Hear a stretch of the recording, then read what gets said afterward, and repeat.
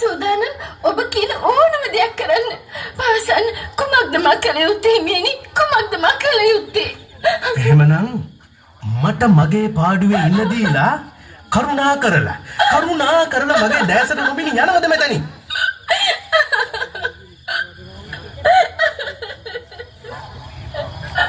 පුතා මොකද්ද මේකේ තේරුම?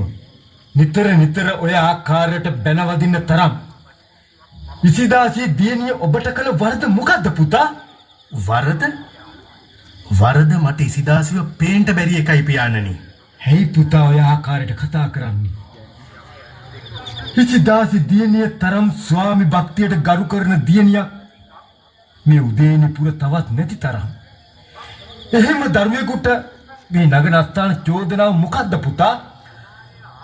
පියාණනි මට ඉසිදාසි සමග තව දුරටත් ජීවත් වෙන්න පුළුවන් කමක්